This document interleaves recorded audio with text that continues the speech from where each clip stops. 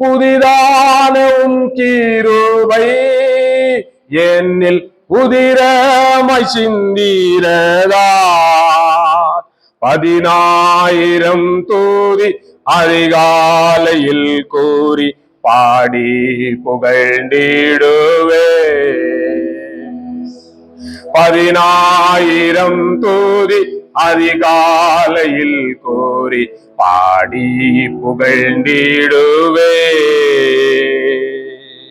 காலையில் துதிப்பே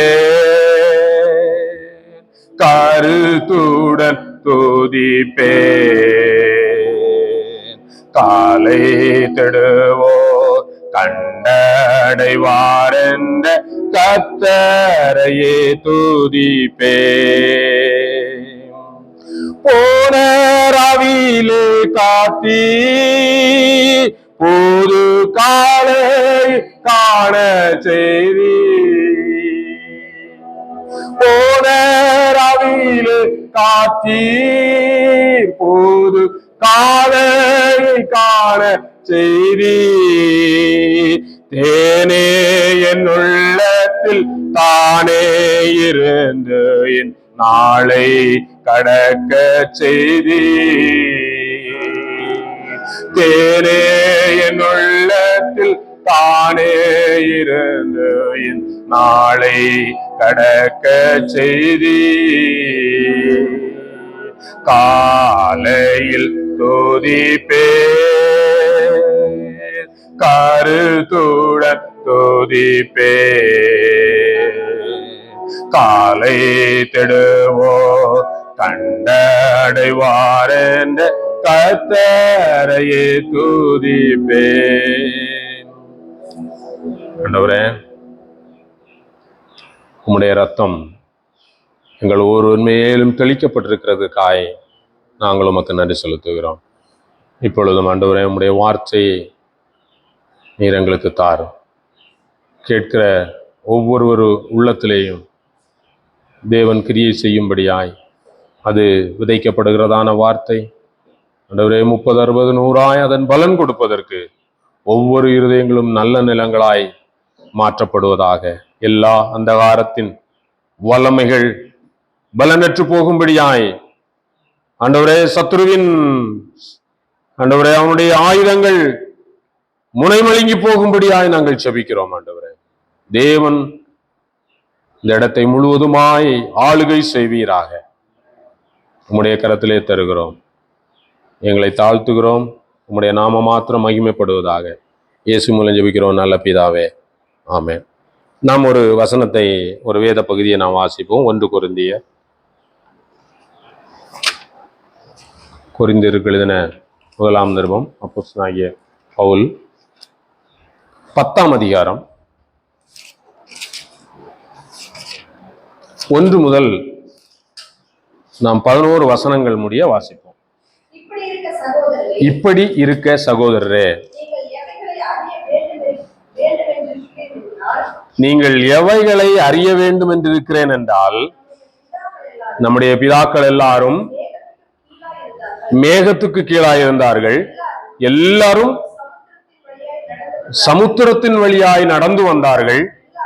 எல்லாரும் மோசேக்குள்ளாக மேகத்தினாலும் சமுத்திரத்தினாலும் ஞானஸ்நானம் பண்ணப்பட்டார்கள். எல்லாரும் ஒரே ஞான போஜனத்தை புசித்தார்கள். எல்லாரும்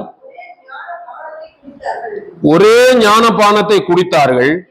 எப்படியெனில் அவர்களோடே கூட சென்ற ஞான கன்மலையின் தண்ணீரை குடித்தார்கள். அந்த கன்மலை கிறிஸ்துவே. அப்படி இருந்தும் அவர்களில் அதிகமான பேர்களிடத்தில் தேவன் பிரியமாயிருந்ததில்லை. ஆதலால் வனாந்தரத்திலே அவர்கள் அழிக்கப்பட்டார்கள். அவர்கள் இச்சித்தது போல நாமும் பொல்லாங்கானவைகளை இச்சியாதபடிக்கு இவைகள் நமக்கு திருஷ்டாந்தங்களாயிருக்கிறது. ஜனங்கள் புசிக்கவும் குடிக்கவும் உட்கார்ந்து விளையாட எழுந்திருந்தார்கள் என்று எழுதியிருக்கிறபடி அவர்களில் சிலர் விக்கிரக ஆராதனைக்காரர் ஆனது போல நீங்களும் ஆகாதிருங்கள். அவர்களில் சிலர் வேசித்தனம் பண்ணி ஒரே நாளில் 23,000 பேர் விழுந்து போனார்கள். அதுபோல நாமும் வேசித்தனம் பண்ணாதிருப்போமாக. அவர்களில் சிலர் கிறிஸ்துவை பரீட்சை பார்த்து பாம்புகளால் அழிக்கப்பட்டார்கள். அதுபோல நாமும் கிறிஸ்துவை பரீட்சை பாராதிருப்போமாக. அவர்களில் சிலர் முறுமுறுத்து சங்காரக்காரனாலே அழிக்கப்பட்டார்கள். அதுபோல நீங்களும் முறுமுறுக்காதிருங்கள். இவைகளெல்லாம் திருஷ்டாந்தங்களாக அவர்களுக்கு சம்பவித்தது. உலகத்தின் முடிவு காலத்தில் உள்ள நமக்கு எச்சரிப்பு உண்டாகும்படி எழுதப்பட்டும் இருக்கிறது. அல்லேலூயா. நாம் ஒரு வேத பகுதியை நாம் வாசித்தோம். இது நமக்கு ஆவிக்குரிய வளர்ந்த பிள்ளைகளுக்கு இது நன்றாய் தெரிந்திருக்கிறது. ஆனால் புதிதாய் வந்த பிள்ளைகளுக்கு இதிலே நாம் சில காரியங்களை சொல்லிக் கொடுக்க வேண்டியதா இருக்கிறது. பாருங்க, இங்க என்ன சொல்றாருன்னா 11ஆம் வசனத்துல இவைகள் எல்லாம் திருஷ்டாந்தங்களாக. அப்படின்னா என்ன? திருஷ்டாந்தம் அடையாளமாக. திருஷ்டாந்தம்னா என்னன்னு புரியுதா தம்பி? தமிழ் திருஷ்டாந்தம். இப்ப நம்ம வாசித்த வேத பகுதியெல்லாம் பழைய உடன்படிக்கையில இருந்த இஸ்ரவேல் ஜனங்களுக்கு நடந்துச்சு. இதெல்லாம் திருஷ்டாந்தங்களாக நமக்கு எழுதப்பட்டிருக்கிறது. அப்படின்னா என்ன? திருஷ்டாந்தங்களாக என்ன? முன் அடையாளம் அல்லது எச்சரிக்கையின் செயல், அல்லது நமக்கு எச்சரிக்கை உண்டாவதற்கு, நாம் எச்சரிக்கையா இருப்பதற்கு. எப்பா அந்த ரூட்ல போனா இப்படிதான் நடக்கும், அந்த ரூட்ல என்ன செய்யக்கூடாது, போகக்கூடாது, அங்க போலீஸ் நிக்குது. எப்படி கண்டுபிடிச்சீங்க? முன்னாடி போன ஒருத்தரை பிடிச்சிட்டாங்க, 2000 ரூபாய் பைன் அடிச்சிருவாங்களாமா. எப்படி தெரிஞ்சது? வேற ஒருத்தருக்கு நடந்தது நமக்கு சொல்லப்பட்டது திருஷ்டாந்தமாக என்று, முன்னடையாளமாக அல்லது எச்சரிக்கையாக. அப்படி அவங்களுக்கு என்ன நடந்துச்சு என்பதைத்தான் இங்கே இந்த வேத பகுதியை நமக்கு காட்டு. அங்கே சொல்லப்படுகிறது பாருங்க, நம்முடைய பிதாக்கள் எல்லாரும் மேகத்துக்கு கீழாய் இருந்தார்கள். இது பிள்ளைகளுக்கு ஏதாவது புரியுமான்னு கேட்டா புரிஞ்சிருக்க வாய்ப்பில்லை. இஸ்ரவேல் ஜனங்கள், தம்பிமார்கள் நல்லா கவனிக்கணும், காது கொடுத்து என்ன செய்யணும், சிந்தனை கவனம் இங்க இருக்கணும். அப்பதான் நான் சொல்றது என்னங்கிறத நீங்க உள்வாங்கிக்கிட்டு அது உங்க மனசுல நிற்கும். நீங்க வேற சிந்தனையா இருந்தீங்கன்னா அது மனசுல என்ன செய்யாது, பதிக்கப்படாது. அது காதுல ஏதோ சத்தமா விழும். அப்புறம் நம்ம கேட்ட மாதிரி, ஆசிரியர் கேட்ட மாதிரி, தம்பி எழுந்து பதில் சொல்ல அப்படின்னா, நுழைஞ்சுதா அப்படின்னு கேட்டா, வால் மட்டும் நுழையல சார். தெரியுமா அந்த கதை? ஸ்கூல்ல என்ன செஞ்சாராமா, வாத்தியார் பாடம் நடத்திட்டு இருந்தாரு. ஒரு பையன் மட்டும் மேலேயே பார்த்துருந்தான். ஏன் அப்படின்னா, அங்க ஒரு எலி போயிட்டு இருந்திருக்குது. எலி என்ன செஞ்சிருக்கு, அந்த ஓட்டு மேல போகும் பார்த்தீங்க, அது மாதிரி எலி போயிட்டு இருந்திருக்குது. இவன் அதே பார்த்துட்டு இருந்திருக்கிறான். வாத்தியாரு பாடம் சொன்னத மனசுல பதிஞ்சுதான்னு கேட்கறதுக்கு அவர் நக்கலா என்ன கேட்ட, நுழைஞ்சுதா தம்பி, நீ தானே மேல பார்த்துட்டு இருந்தா, ஏந்திரு, நுழைஞ்சுதா அப்படின்னு. அவன் என்ன சொன்னான், அவன் அங்க பார்த்துட்டு இருந்தான், எலிய பார்த்து என்ன சொன்னான், சார் வால் மட்டும் நுழையல சார். புரிஞ்சுதா? அதுபோல நாம என்ன செய்யக்கூடாது, ஏதோ கேட்டுட்டு எதையோ புரிஞ்சுக்கிட்டு ஏதோ வந்தோம் பிரயோஜனம் இல்லாம போகக்கூடாது. தேவனுடைய சமூகத்துல நாம் வந்து அவர் நம்மோடு பேசுகிற இந்த வேத வசனங்களை, நமக்கு அவர் விவரித்து காண்பிக்கிற காரியங்களை நாம் உள்வாங்கிக்கிட்டு தான் போனாதான் நம்முடைய ஆவிக்குரிய வாழ்க்கை என்ன செய்ய முடியும்னா அப்படி கொஞ்சம் கொஞ்சமா வளரும். இங்க என்ன சொல்லுகிறாருன்னா, எல்லாரும் பிதாக்கள் எல்லாரும் மேகத்துக்கு கீழாய் இருந்தார்கள் என்று சொல்லப்படுகிறது. அடுத்து சொல்றது, சமுத்திரத்தின் வழியாய் நடந்து வந்தார்கள். நாம் இஸ்ரவேல் ஜனங்களை நமக்கு தெரியும், அவங்க எகிப்தில இருந்து மோசே கூட்டிட்டு வராரு. கூட்டிட்டு வரும்போது சிவந்த சமுத்திரம் அவர்களுக்கு முன்னால இருக்கு. இவங்க கடலை தாண்டி போக முடியல. பின்னாடி பார்வோனுடைய சேனை துரத்தி கொண்டு வருகிறது இவர்களை. ஜனங்கள், ஆண்டவரே இப்ப நான் மறுபடியும் எதிரி கைதியா சிக்கணும் அப்படி என்று நினைக்கும் போது சமுத்திரத்தை தேவன் இரண்டாக பிளந்து அதிலே பாதையை ஏற்படுத்தி ஜனங்களை என்ன செய்யறாரு, ரெண்டு பக்கமும் சமுத்திரத்தின் கடல் தண்ணீர் அப்படியே என்ன செய்யுது, குவியலா நிக்குது. ஜனங்கள் உள்ள என்ன செய்யறாங்க, நடந்து போகிறார்கள். இது சமுத்திரத்துக்கு கீழா இருந்தார்கள் அப்படின்னு அங்கே சொல்லப்படுது. அடுத்து அவங்க போறாங்க, வெயில் பயங்கரமா இருக்கு. ஆனா இஸ்ரவேல் ஜனங்களுக்கு மட்டும் மேகம் மேல நிக்குது. அவங்க நிழல்லையே மேகத்திலேயே நடந்து போறாங்க. பாருங்க, இதை சொல்லும் பொழுது எனக்கு ஒரு கதை ஞாபகத்துக்கு வருது. பழைய ஒரு என்னுடைய அம்மாவுடைய அம்மா சொல்லுவாங்க. எங்களுடைய அம்மாவுடைய அம்மா, பாட்டியோட அப்பா, என்னுடைய பாட்டியோட அப்பா ஒரு பெரிய இந்து மதத்திலே வைராக்கியமானவர். அதோடு கூட அவர் பெரிய வைத்தியர். அவர் தலை சிறந்த நாட்டு வைத்தியர். அவர் அன்னைக்கு இந்து முறைப்படி இருந்தாலும் கொஞ்ச நாள் அவர் எங்களுடைய பாட்டி எல்லாம் கல்யாண வயதுல இருக்கும் பொழுது எங்க பாட்டியோட அப்பா இறந்துடுறாரு. இவங்க எப்படியோ கிறிஸ்துக்குள்ள வர்றாங்க, ஆண்டவருக்குள்ள வர்றாங்க.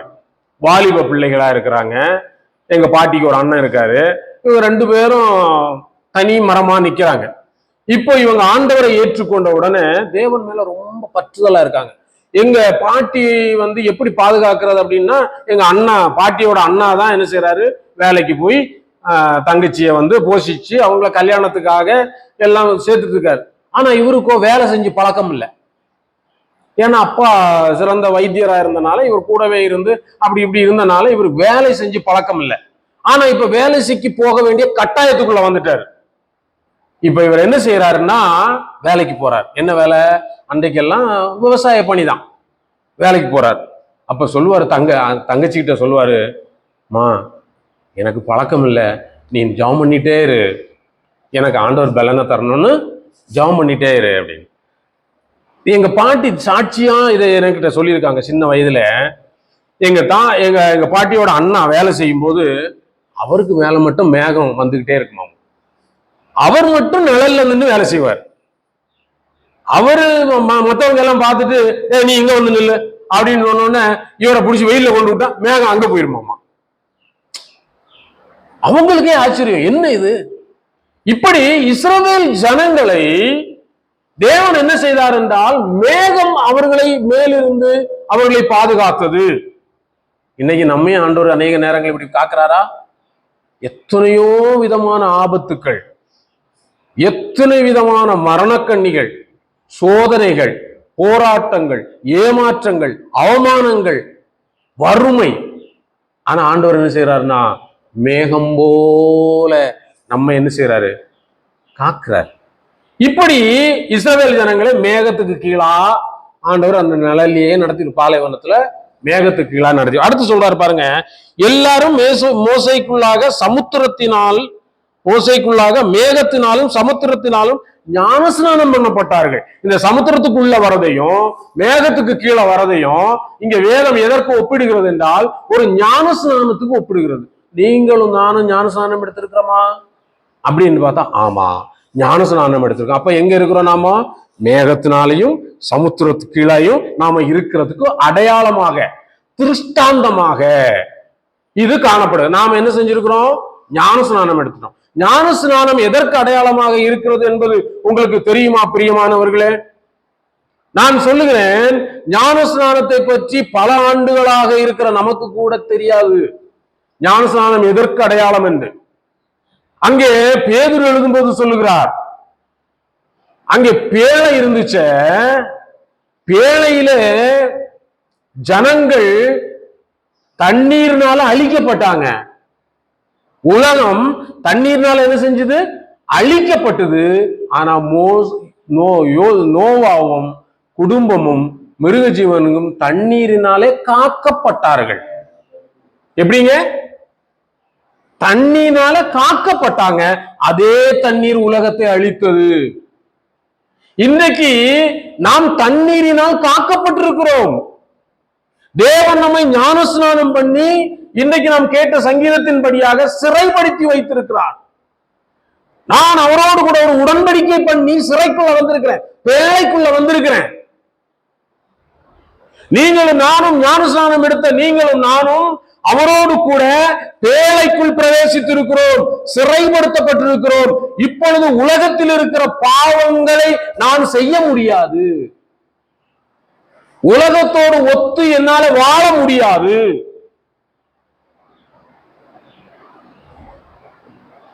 ஞானஸ்நானம் எடுத்த பிள்ளைகள் முதல்ல இதை என்ன செய்யணும், உணரணும். நாம எங்க வந்துட்டோம்? மேகத்துக்கு கீழாகவும் சமுத்திரத்தின் மூலமாகவும் ஞானஸ்நானம் பண்ணப்பட்டோம். அடுத்து சொல்றாரு, எல்லாரும் ஒரே ஞான போஜனத்தை புசித்தார்கள். என்னது? வானத்திலிருந்து மன்னா. இஸ்ரவேல் ஜனங்கள் வனாந்திரத்துல என்ன சாப்பிட்டாங்க தெரியுமா பிள்ளைகளே? அவர்களுக்கு வானத்திலிருந்து மன்னா கொடுக்கப்பட்ட, அவங்க விவசாயம் பண்ணி அறுவடை பண்ணி சாப்பிடல. 40 வருஷம் தேவன் வானத்து மன்னாவினால் இஸ்ரவேல் ஜனங்களை போஷித்தார். அந்த மன்னாவை தான் சாப்பிட்டு வந்தாங்க. நீங்களும் நானும் என்ன சாப்பிட்டு வரோம் சொல்லுங்க? கிறிஸ்துவின் சரீரமாகிய அவருடைய சரீரத்தை, ஞான போஜனம் அது. அதை சாப்பிட்டாதான் நமக்கு ஜீவன், அதை சாப்பிட்டாதான் நமக்கு அறிவு, அதை சாப்பிட்டாதான் எனக்கு பலன். என்ன சாப்பிட்டு இருக்கிறோம்? என்ன சாப்பிட்டு வாழ்றோம்? இஸ்ரவேல் ஜனங்கள் வானத்திலிருந்து கொஞ்சம் மன்னாவினால பிழைச்சாங்க. நீங்களும் நானும் என்ன சாப்பிட்டு பிழைக்கிறோம்? கிறிஸ்துவின் சரீரத்தை புசிக்கிறோம். ஞான அடுத்து சொல்றாரு, எல்லாரும் ஒரே ஞான பானத்தை குடித்தார்கள். அவர்களுக்கு தாகம் வந்தது, அங்கே கண்மலையிலிருந்து தண்ணீர் வந்தது. அந்த தண்ணீரை எல்லாரும் குடிச்சாங்க. ஒரே பாறையில இருந்து தண்ணி வந்து எல்லாரும் குடிச்சாங்க. நம்ம என்ன தண்ணி குடிக்கிறோம்? நம்ம என்ன பானத்தை குடிக்கிறோம்? கிறிஸ்துவின் ரத்தம். அவங்களுக்கு ஒப்பாக நாமும் இப்ப இருக்கிறோம். ஆனா அங்க வேதம் என்ன சொல்லுங்க? அப்படி இருந்தும் நீங்க ரட்சிக்கப்பட்டீங்க, ஞானஸ்நானம் பண்ணப்பட்டீங்க, அவருடைய சரீரத்தை புசிச்சீங்க, அவருடைய ரத்தத்தை பானம் பண்ணீங்க. அப்படி இருந்தும்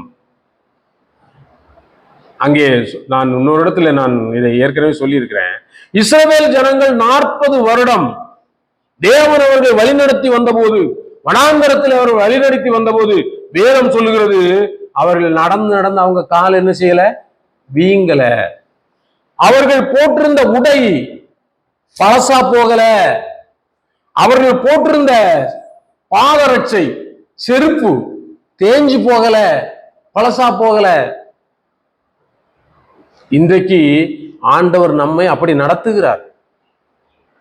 தேவன் நமக்கு நல்ல சுகத்தை தந்திருக்கிறாரு, சம்பாதிப்பதற்கேற்ற. தேவன் நமக்கு எந்த குறையும் இல்லாமல் நம்மை உடுத்துவிக்கிறார். தேவன் நமக்கு நல்ல படுப்பதற்கு, நல்ல தூங்குவதற்கு நல்ல இடத்தை தந்திருக்கிறார். சகோதரர் சொன்னது போல, நீங்கள் காலை நேரத்திலே அல்லது இரவு 10 மணிக்கு மேல போய் பாருங்க, அநேகர் குளிரில என்ன செய்யறாங்க? கடை ஓரத்துல படுத்து கிடக்காங்க. நான் கடந்த நாட்களிலே அந்த ஒரு நாள் ஃபுல்லா மழை பெஞ்சுக்கிட்டே இருந்துச்சு. வேலை செய்யும் போது அங்க போனா ஜிஹெச் பக்கத்துல ஒருத்தர் அந்த துணி எல்லாம் நனைஞ்சு போச்சு, மழை பெஞ்சுக்கிட்டே இருக்கு, ஆனா அதுல படுத்தே கிடக்குறாரு. எனக்கு உதவி, எனக்கு மனம் அப்படியே இறங்குது. என்ன செய்ய முடியும்? எனக்கு ஒண்ணுமே புரியல, பரிதாபமா இருந்துச்சு பாருங்க. ஆனால் தேவன் நம்ம எவ்வளவாய் பாதுகாத்து வர்றாரு பாத்தீங்களா? இஸ்ரவேல் ஜனங்களை எப்படி தேவன் பாதுகாத்து வந்தாரோ அப்படியே நம்மையும் தேவன் பாதுகாத்து வருகிறார். நல்ல வேலையை தராரு, நல்ல சுகத்தை தராரு, நல்ல சாப்பாடு தராரு. நல்லா சாப்பிட்டதெல்லாம் நல்லபடியா செமிச்சு நல்லபடியா தூங்கி எழுந்திரிச்சு ஃப்ரெஷ்ஷா இருக்கிறோம். வேதம் சொல்லுகிறது, அப்படி இருந்தும் அவர்களில் 5வது வசனம், அவர்களில் அதிகமான பேர்களிடத்தில் தேவன் பிரியமாய் இருந்ததில்லை. ஆதலால் வனாந்தரத்திலே அவர்கள் அழிக்கப்பட்டார். ஆனாலும் இப்படி எல்லாம் ஆண்டவர் தம்முடைய வல்லமையை காண்பித்து தன்னுடைய பிள்ளைகளை பாதுகாத்து வந்தாலும் எல்லாரிடத்திலும் தேவன் அன்பா இருக்கல பாருங்க. அதனால கொஞ்சம் பேரு அங்கே வனாந்திரத்திலே செத்து போனாங்க. அவர்கள் தேவன் வாக்கு பண்ணின கானான், பாலும் தேனும் ஓடுகிற கானான் தேசத்தை சுதந்திரிக்கவில்லை. தேவன் நமக்கு நித்திய ஜீவனை தருவேன் என்று வாக்கு பண்ணியிருக்கிறார். அது மாத்திரமல்ல, இந்த பூமியிலே தேவன் நமக்கு ஒரு அற்புதமான, மகிழ்ச்சியான, ஆசீர்வாதமான ஒரு வாழ்வையும், உலக பிரகாரமான வாழ்வையும் தேவன் நமக்கு வைத்திருக்கிறார் என்பதை மறந்து போக கூடாது. தேவன் நமக்கு ஒரு நல்ல வாழ்க்கையை தந்திருக்கிறார், தருவார். ஒருவேளை இப்போ ஒருவேளை குறைவா இருந்துச்சுன்னா நிறைவாக்குவார். ஆனா அதுக்கு என்ன செய்யணும்? அவருக்கு பிரியமா இருக்கணும். ஆனா தேவன் இப்படி எல்லாம் சில காரியங்களை செய்திருந்தும் அதிகமான பேரிடத்துல தேவன் பிரியமா இருக்கவில்லை. உங்களிடத்திலும் என்னிடத்திலும் தேவன் பிரியமா இருக்க வேண்டும் என்று நீங்கள் விரும்புகிறீர்களா? தேவன் உங்களை ஆசீர்வதிக்க நீங்கள் வாஞ்சிக்கிறீர்களா? தேவன் உங்களோடு கூட இருக்க நீங்கள் இருதயத்திலே முழுவதுமாய் ஒரு அப்படிப்பட்ட எண்ணமுடையவர்களா இருக்கிறீர்களா? ஆனா அதுக்கு நாம் செய்ய வேண்டிய ஒரு காரியம் ஒன்று இருக்கிறது. அதுதான் முக்கியமான விஷயம். இங்கே இவர்கள் செய்த தவறு பார்த்தீங்கன்னா நிறைய காரியங்களை செஞ்சிட்டாங்க. அங்கே வேதம் சொல்லுகிறது, அவர்களில் சிலர், 8ஆம் வசனம் சொல்லுது, 7ஆம் வசனம் சொல்லுது, சிலர் விக்கிரக ஆராதனைக்காரர் ஆனது போல. விக்கிரக ஆராதனை நம்ம நினைக்கலாம், நாங்க எங்க விக்கிரக, அதெல்லாம் விட்டு ரொம்ப நாள் ஆச்சு, நாங்க எங்க போய் விக்கிரகத்தை வணங்குறோம், என்னைக்கோ அதெல்லாம் விட்டுடுதே. பாருங்க, எபேசியர் 5ஆம் அதிகாரம் 5ஆம் வசனம் சொல்லுது. அங்க எபேசியர் 5, அசுத்தனாவது விக்கிரக ஆராதனைக்காரனாகிய பொருளாசைக்காரனாக. என்னவாமா விக்கிரக ஆராதனை அப்படின்னு சொன்னா நீங்களும் நானும் என்ன செஞ்சிட முடியாது, இல்லைன்னு தப்பிச்சிட முடியாது. பொருளாசை, பொருளாசை நம்மகிட்ட இருக்கா? நம்ம நிறைய பேர் என்ன நினைப்போம் தெரியுமா? பொருளாசைன்னா, நான் நிறைய பேர் பேசுறத கூட கேட்டிருக்கிறேன், பக்கத்து வீட்டுக்காரன் பிரிச்சு வாங்கினான்னு நீயும் பிரிச்சு வாங்க போனியா, பக்கத்து வீட்டுக்காரன் கார் வாங்கினான்னு நீயும் கார் வாங்க போனியா அப்படின்னு சொல்லுவாங்க. பக்கத்து வீட்டுக்காரன் கார் வாங்குறாரோ வாங்கலையோ, வாங்கினாரு, சரி பார்த்தோம், எனக்கும் கார் வேணும்னு தோணுச்சு, இல்லாதனால தானே தோணுச்சு, எனக்கு தேவைங்கிறதுனால தானே ஒரு கார் வாங்கணும்னு தோணுச்சு. இது பொருளாசையா? நிச்சயமா கிடையவே கிடையாது. இது பொருளாசை இல்லவே இல்லை. சரி, வீடு இருக்கு, ஒரு வீடு இருக்கு, இன்னொரு வீடு வாங்கணும்னு ஆசையா இருக்கு, இது பொருளாசையா? என்ன கேட்டா நான் இல்லைன்னு தான் சொல்லுவேன். ஏன்னா இன்றைக்கு அநேகர் ஒரு இன்வெஸ்ட் பண்ணலாமே, ஒரு வருமானம் வருமே, அதுல நாம் பிந்திய காலத்துல வயதான நாட்கள்ல ஒரு வருமானம் வந்துச்சுன்னா நம்ம பிள்ளைங்களை எல்லாம் எதிர்பார்த்திருக்க வேண்டியதில்லை, அதை வாங்கி என்ன செய்யலாம்? அப்போ அது பொருளாசை இல்லை. எது பொருளாசை? அப்போ வாங்குற எதுவுமே பொருளாசை இல்லை. கடந்த நாட்கள்ல தம்பி ஒரு வண்டி வாங்கணும்னு சொல்லிட்டு இருக்காரு, பொருளாசை வந்துருச்சு, இவருக்கு வண்டி மேல ஆசை சொல்லிடலாமா? இல்லவே இல்லை. பிரியமானவர்களே, இதெல்லாம் பொருளாசை இல்லை. பொருளாசை என்பது என்ன தெரியுமா? செலக்ட் பண்றதுக்கு 2 இருக்கு, தேவனா பொருளா. அங்கதான் பொருளாசை என்பது. அப்ப நாம் எதை தேர்ந்தெடுக்கிறோம்? பரவாயில்ல, இதுல இருந்து தான் இன்னைக்கு பொழப்பு ஓட்டிடலாம் அப்படின்னு நினைச்சு அங்க கைய வச்சாதான், அங்கே ஆகான் என்பவன் வேதம் சொல்லு சாபத்தீடானதிலே கை வச்சான். எது சாபத்தீடானது? பொன்னும் வெள்ளியுமா? பாருங்க, இஸ்ரவேல் ஜனங்கள் அங்க வரும்போது ஆகான் அங்க ஒரு சாபத்தீடானதுல தொட்டுட்டான், எடுத்து வச்சுக்கிட்டான் அப்படின்னு சொல்லுது. ஆனா ஆண்டவர் ஒரு இடத்துல நான் வேத வசனத்தை வாசிக்கும் போது அவர்களுக்கு பொண்ணை கொடுத்தாராமா, வெள்ளியை கொடுத்தாராமா, கடகத்தை கொடுத்தாராமா, கையில வளையத்தை கொடுத்தாராமா, இப்படி எல்லாம் வேதம் சொல்லுது. அப்ப எது தேவன் ஒரு சில கட்டளை கொடுத்திருக்கும் பொழுது நீங்க இப்போ இதை செய்யக்கூடாது. ஒரு நாள் ஒருத்தர் கேட்டாரு, என்னங்க உங்க ஆண்டவர் ரொம்ப மோசங்க, ஒரு ஆப்பிள் பழத்தை பறிச்சு சாப்பிட்டதுக்கு ஆதாமுக்கு இவ்வளவு பெரிய தண்டனையாம், உங்க ஆண்டவர் அன்புள்ளவர்னு சொல்றீங்க, அவர் என்ன தப்பு பண்ணிட்டாரு? ஒரே ஒரு ஆப்பிள் பழத்தை சாப்பிட்டுட்டாரு, இது தப்பா தம்பி? தப்பா இது? அப்புறம் ஏன் ஆண்டவர் ஏதேன்ல இருந்து ஆதாம் ஏவாளையும் துரத்திட்டாரு?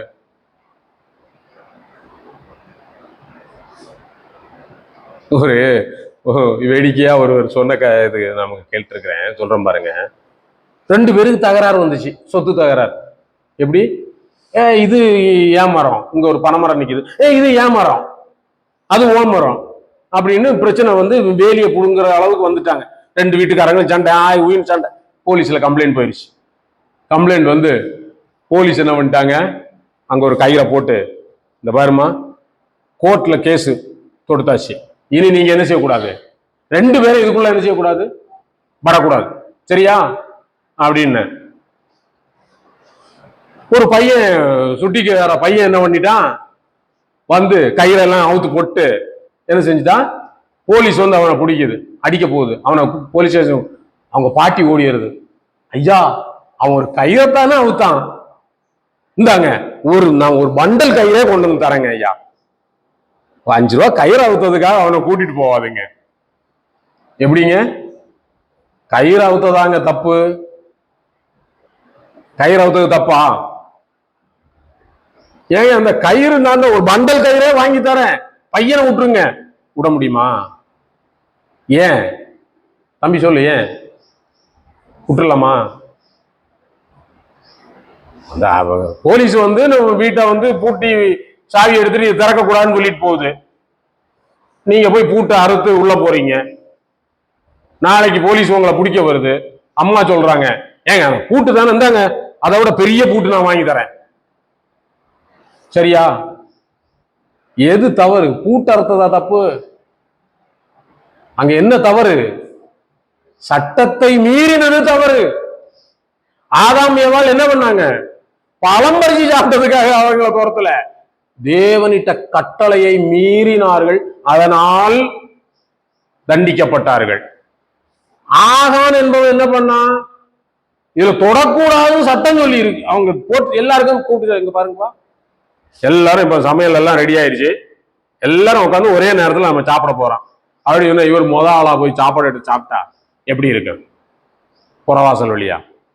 அது போலதான் ஆமன் என்ன பண்ணிட்டாரு, எடுத்து வச்சுக்கிட்டாரு, சாபத்தீடானதிலே கல்லறிந்து கொல்லப்பட்டார். இங்கே இஸ்ரவேல் ஜனங்கள் பொருளாசையை குறித்து வருகிறோம், விக்கிரக ஆராதனை, பொருளாசை. அதுபோல தேவன் சில நேரங்கள்ல பாருங்க, இங்க எல்லாம் நம்ம வந்திருக்கிறோம், சும்மா வந்திருக்கிறோமா, செலவு பண்ணி வந்திருக்கிறோம். ஒவ்வொருத்தருக்கும் இன்னைய நாள் மெனக்கெடு கணக்கு பார்த்தா இன்னைக்கு ஒரு 500 1000 சம்பளம் கிடைக்கும், அது போச்சு. பெட்ரோல் போட்டு அதுக்கு 100 ரூபா பெட்ரோல் விற்கிற விலையில பெட்ரோலை போட்டு இங்க வந்து உக்காந்து எவ்வளவு சிரமம். இதுதான் இப்ப நீங்க என்ன பண்ணிருக்கீங்க, தேவனா பணமான்னு வரும்போது என்ன பண்ணிருக்கீங்க, தேவனை தேர்ந்தெடுத்திருக்கிறீர்கள். இதுதான் தேவன் பொருளாசையிலிருந்து விலகிறது. இன்னைக்கு நான் பொருளாசையா இருந்தா என்ன பண்ணணும், போலாம், நான் அடுத்த வாரம் போய்க்கலாம், அல்லது சரி பார்க்கலாம் அப்புறம் நம்ம அதை பண்ணிக்கலாம். பாருங்க சில நேரங்கள்ல பாருங்க, அதுதான் பாருங்க, எதை நேற்று ஒரு வசனத்தை வாசிச்சேன், புசித்தாலும் குடித்தாலும் அவருடைய நாம மகிமைக்கு. எப்படிங்க, எப்படி அவருடைய நாம மகிமைக்கு? வீட்டில் எனக்கு சாப்பாடு செய்கிறோம், இது எப்படி நான் அவருடைய நாம மகிமைக்காக, புசித்தாலும் குடித்தாலும் அவருடைய நாம மகிமைக்காக, எப்படி நான் இதை நம்ம புரிந்து கொள்ள முடிகிறதா? இது எங்க அப்படின்னா, ஒரு பொது இடத்துல போறோம் வைங்க, சாப்பாடு நான் பல தடவை சொல்லியிருக்கேன் பாருங்க, அடிதடி நடக்கும் பாருங்க பிரியாணிக்கு. தேவனுடைய பிள்ளைகளாகிய நாம் என்ன செய்யணும்? மகிமைக்காக, தேவனுடைய நாம மகிமை நம்மளே பார்த்து சொல்லணும். பாத்தீங்களா, இவ்வளவு அடிதடி மத்தியிலையும் சாப்பாடு இல்ல, முடிய போகுதுன்னு தெரிஞ்சோம் ஏன் பிள்ளைங்க, ஆண்டவருக்கு பயப்படுற பிள்ளைங்க என்ன செய்யறாங்க? அங்க போய் அடிதடி. அவங்க பட்னியா இருந்தா கூட இருப்பாங்களே தவிர இந்த சாப்பாட்டுக்காக என்ன செய்ய மாட்டாங்க. இதுதான் தேவனுடைய நாம மகிமைக்காக புசிக்கிறது, குடிக்கிறது. தேவனுடைய நாம மகிமைக்காக குடிக்கிறது ஒரு ஆகாரம், ஒரு தண்ணி, ஒரு ஜூஸ், அல்ல ஏதோ ஒன்று. அங்க போய் மற்றவங்க பார்த்து சொல்லணும், கிறிஸ்தவன் என்ன இப்படிதான்யா, அவன் நாகரிகமா தான் இருப்பான், அவன் சாப்பாட்டுக்கு செத்தப்ப கிடையாது, இவன் சோத்துக்கு செத்தவன் கிடையாது என்பதை அங்க புறஜாதியான்னு சொல்லணும். நம்ம சில நேரம் என்ன செய்வோம், வீட்டில் சாப்பிட்றத சொல்லிட்டு இருக்கோம். பாருங்க, என் மனைவி என்ன தந்தாலும் நாங்கள் அப்படியே சாப்பிட்டுருவோங்க, உப்பு இருக்குதோ இல்லையோ அதெல்லாம் கேட்கறது இல்லைங்க. இதுவும் ஒரு மகிமை தான். அதை விட புறத்தியான் சொல்லணும், அதுதான் தேவனுடைய நாம மகிமை. அதுபோல இங்கே என்ன செய்யணும்? பொருளாசை, அதுல இருந்து நாம என்ன செய்யணும்? வெளியில வரணும். பாருங்க பாருங்க, எசேக்கியேல் இந்த காரியங்களை வாசிக்கும் போது எனக்கு, நாங்கள் போன வாரம் வீட்டில் தியானிச்சுட்டு இருந்தோம். எசேக்கியேல் 16ஆம் அதிகாரத்துல, எசேக்கியேல் 16 4ஆம் வசனத்துல இருந்து படிங்களா. எசேக்கியேல் 16 4ல இருந்து.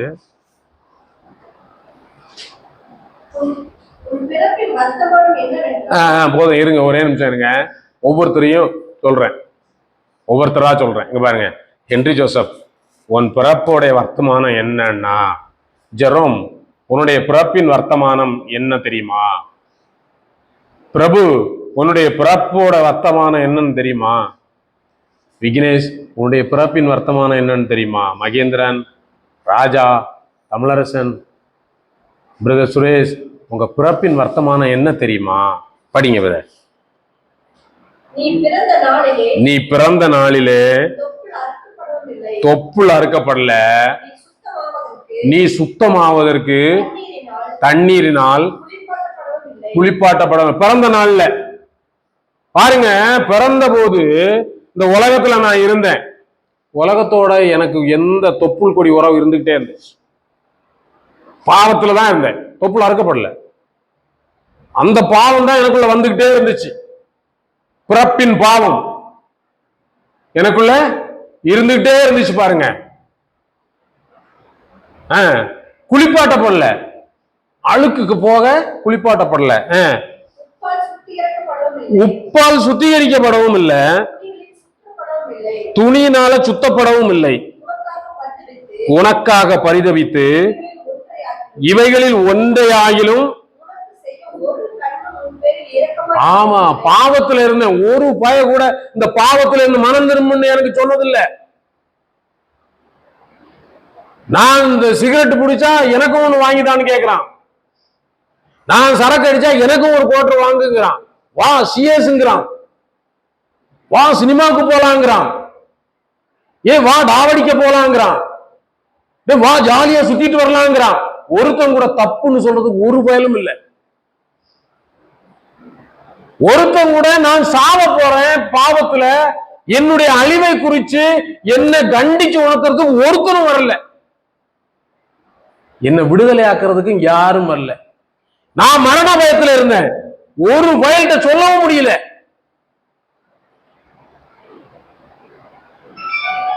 சொன்ன நக்கல் நையாண்டி பண்றான்.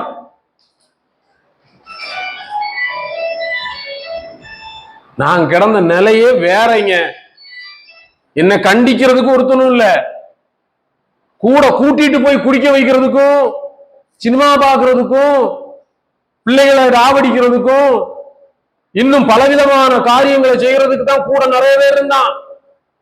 வா வான்னு கூட்டிட்டு போனான். இங்க சொல்லுது பாருங்க, நீ பிறந்த நாளில் அருவருக்கப்பட்டதனால் வெளியே எரிந்து விடப்பட்டாய். இதெல்லாம் கடைசியில வந்ததுக்கு பிறகு ஒருவேளை மதிக்கிறதுக்கு ஆள் இல்லை. கடைசியில செய்யும் போது கூட இருந்தான், தப்பு செய்யும் போது என்னை கண்டிக்கவும் இல்லை, பாவத்துல இருந்த போது என்ன உணர்த்தவும் இல்லை. நான் மரண பயத்துல இருந்த போது எனக்கு ஆறுதல் சொல்லவும் எவனும் வரல. என்னை விடுதலையாக்கவும் ஒருத்தரும் வரல. கடைசியில நான் அழிஞ்சதுக்கு பிறகு என்னை தூக்கி குப்பையிலையும் போட்டானுங்க. மிதிக்கப்படுவதற்கு ஏதுவாயிருந்தப்பா. நான் மற்றவர்களால் மிதிக்கப்படுவதற்கு ஏதுவாயிருந்தேன். அடுத்த வசனம் பாருங்க. அப்போது நான் உன்னருகே கடந்து போகும்போது, 6வது வசனம், மிதிக்கப்படுவதற்கு ஏதுவாய் நீ உன் ரத்தத்தில் கிடக்கிறதை கண்டு ஆண்டவர் என் அருகில் வந்தார். இயேசு என் அருகில் வந்தார். என் நிலையை பார்த்தார். நான் மனுஷனால் தள்ளப்பட்டிருக்கிறேன், ஒதுக்கப்பட்டவனாய் இருக்கிறேன். என்னுடைய அக்கிரமத்தினால நான் அழிஞ்சு போயிட்டு இருக்கிறேன். மத்தவன் என்னை மிதிச்சிட்டு போற அளவுக்கு தான் இருக்கு. நாயேன்னு சொல்லக்கூடிய அளவுல நான் இருக்கேன். என்னை மதிப்பார்ல. என் பேச்சு பேசுன போய நீ எல்லாம் ஒரு ஆளான்னு கேட்கிறான். ஆனா ஆண்டவர் என்னை தேடி வந்தார். அவர் என்ன பாருங்க, மிதிக்கப்படுவதற்கு ஏதுவாய் நீ உன் ரத்தத்தில் கிடக்கிறதை கண்டு உன் ரத்தத்தில் கிடக்கிற உன்னை பார்த்து பிழைத்திரு என்றேன். ஆம், உன் ரத்தத்தில் கிடக்கிற உன்னை பார்த்து பிழைத்திரு என்றேன். வாப்பா, நான் உன்னை ஆசீர்வதிக்க போறேன்ப்பா. நான் உனக்கு சுகமாக்க போறேன்ப்பா. நான் உன் கூட இருக்க போறேன். நீ என் பிள்ளை. யார் வர்த்தா என்ன, நீ என் பிள்ளை. தேவன் உங்களையும் என்னையும் தன்னுடைய குமாரனுடைய ரத்தத்தினாலே கழுவினார், குளிப்பாட்டினார். என்ன குளிப்பாட்டப்பட்டீங்களா? குளிப்பாட்டப்பட்டீங்களா? அவரால் குளிப்பாட்டப்பட்டிருக்கீங்களா? குளிப்பாட்டப்பட்டோம், சுத்தமாக்கப்பட்டோம். அடுத்து பாருங்க, அங்க சொல்றது 9வது வசனம் சொல்றது, நான் உன்னை ஜலத்தினால் முழுக்காட்டி உன்னை ரத்தமர ஸ்நானம் பண்ணிவித்து உனக்கு எண்ணெய் பூசி சித்திர தையலாடை உனக்கு உடுத்தி சாயந்தீர்ந்த பாதரட்சிகளை உனக்கு தரித்து கட்ட மெல்லிய புடவையும் மூடிக்கொள்ள பட்டுச்சால்வையும் உனக்கு கொடுத்து உன்னை ஆபரணங்களால் அலங்கரித்து உன் கைகளிலே கடகங்களையும் உன் கழுத்திலே சரப்பணியும் போட்டு உன் நெற்றியில் நெற்றி பட்டத்தையும் உன் காதுகளில் காதணியையும் உன் தலையின் மேல் சிங்காரமான கிரீடத்தையும் தரித்தேன்.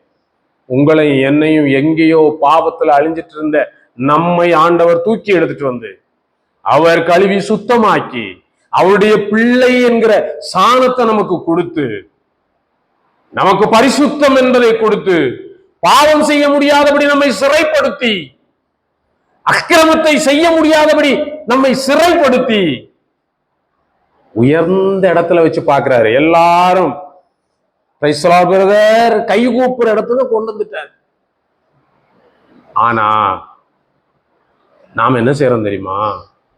நாம் இப்ப நமக்கு கொஞ்சம் அற்பமா தெரியுது. நம்ம ரத்தத்துல கிடந்ததெல்லாம் மறந்துட்டு இப்ப என்ன நம்ம கழுவப்பட்டாச்சுல்ல. அங்க பாருங்க, 46வது வசனம் சொல்லுது, எசேக்கியேல் 16:46, உன் இடது புறத்திலே தானும் தன் குமாரத்திகளுமாய் குடியிருந்த சமாரியா உன் தமக்கை. தமக்கை என்ன யாருங்க? அக்கா. தமக்கை என்ன யாரு? ஓ அக்கா, சமாரியா. சமாரியா என்றால் பாவம் நிறைந்த தேசம். உன் வலது புறத்துல தானும் தன் குமாரத்திகளுமாய் குடியிருந்த சோதோம் உன் தங்கை. இடது புறத்துல அக்கா சமாரியா, வலது புறத்துல சோதோம். சோதோம் பட்டணம் தெரியுமா? அந்த பட்டணத்துடைய பாவம் தெரியுமா? சோதோம் குமாரா பட்டணம் மிகுந்த பாவம் நிறைந்த பட்டணம். சமாரியா மிகுந்த பாவம் நிறைந்த பட்டணம். சமாரியருடனே இஸ்ரவேல் ஜனங்கள் தண்ணி கூட வாங்கி குடிக்க மாட்டாங்க, தெரியும் தானே? அவ்வளவு மோசமான ஆளுங்க. அது அக்கா, இந்த பக்கம் தங்கச்சி. அடுத்து படிங்க. ஆகிலும் நீ அவர்களுடைய மார்க்கங்களிலே நடவாமலும் அவர்களுடைய அருவருப்புகளின்படி செய்யாமலும், ஓ அது மகா அற்ப காரியம் என்று எண்ணுகிறது போல நீ உன் எல்லா வழிகளிலேயும் அவர்களை பார்க்கிலும் கேடாய் நடந்தாய். பக்கத்துல இருக்கிற தங்கச்சி சோதம், அக்கா சமாரியா, இந்த பாவம் நிறைஞ்ச பட்டணங்களை விட நீ ரொம்ப மோசமாயிட்ட. நான் உன்னை எங்க இருந்து உன்னை தூக்கிட்டு வந்தேன், உன்னை கழுவி சுத்திகரிச்சேன், நீ கிடந்த இடத்த மறந்துட்ட, இப்போ நீ வந்த வழிய மறந்துட்ட.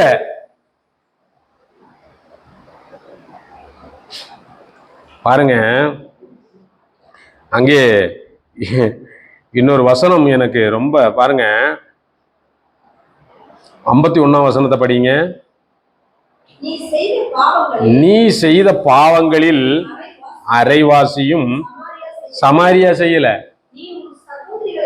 நீ உன் சகோதரிகளை பார்க்கிலும் உன் பாவங்களை பெருக பண்ணி நீ செய்த எல்லா அருவருப்புகளினாலும் அவர்களை நீதி உள்ளவர்கள் என்று. நிலைமை எங்க போயிடுச்சு பாத்தீங்களா? கடைசியில என் அக்கிரமத்தை பார்க்கும்போது அவன் பரவாயில்லையா, விக்கிரக ஆராதகனும் பரவாயில்லையா, நீ கிறிஸ்தவனை விட அவன் பரவாயில்லைங்கிற அளவுக்கு அவன் நீதி உள்ளவர்களா மாறிட்டாங்க என் செயல்களினாலே. நீங்க இந்த வசனம், அந்த அதிகாரத்தை 16 அதிகாரத்தை வீட்டில் போய் படிச்சு பாருங்க. இன்றைக்கு உலகத்துல நடக்கக்கூடிய கதைகள் அப்படியே எழுதி வச்சிருக்கு பாருங்க. இன்னைக்கு கிறிஸ்தவம் என்ன நிலையில இருக்குதோ அதை அப்படியே விவரிச்சு வச்சிருக்கு அந்த 16ஆம் அதிகாரம். பாருங்க, நம்முடைய அக்கிரமங்கள் மிகுதியா போச்சு. நாம் தெரிந்து கொள்ளப்பட்ட மேகத்துக்குள்ளாய் வந்ததை மறந்துட்டோம். நாம் சமுத்திரத்துக்கு கீழாய் ஞானஸ்நானம் பண்ணப்பட்டதை மறந்துட்டோம். அவருடைய மாம்சத்தை புசித்து அவருடைய ரத்தத்தை பானம் பண்ணுகிறோம் என்பதை மறந்துட்டோம். அதனால தேவன் அதிகமானவரிடத்திலே பிரியமாயிருக்கவில்லை. உங்களிடத்திலும் என்னிடத்திலும் தேவன் பிரியமாயிருக்கிறார், இருக்க வேண்டும், தொடர்ந்து அப்படி இருக்க வேண்டுமே. ஆனால் நான் அவைகளை எண்ணி, நான் அவருடைய நடக்கைகளை பார்த்து, ஐயோ அவர்கள் இதை செய்தபடினால் இப்படி நடந்தது, நான் அப்படி செய்யக்கூடாது, நான் பரிசுத்தமாய் வாழ வேண்டும், எனக்காக தன்னையே அர்ப்பணித்தன இயேசுவை நான் பார்க்க வேண்டும். ஏனென்றால் எல்லா தேவனைகளை பார்க்கிலும் கிறிஸ்து விலையேறப்பட்டவர், உயர்ந்தவர். ஏன் தெரியுமா? கோடிக்கணக்கான மக்கள் இரத்த சாட்சிகளாய் தங்களை சாவுக்கு ஒப்பு கொடுத்திருக்கிறார்கள். வேற எந்த கடவுளுக்காவது செத்தாலும் பரவாயில்ல, நான் இந்த தெய்வத்தை நான் விடமாட்டேன் என்று சொன்ன நபர்கள் உண்டா என்றால் இல்லவே இல்லை.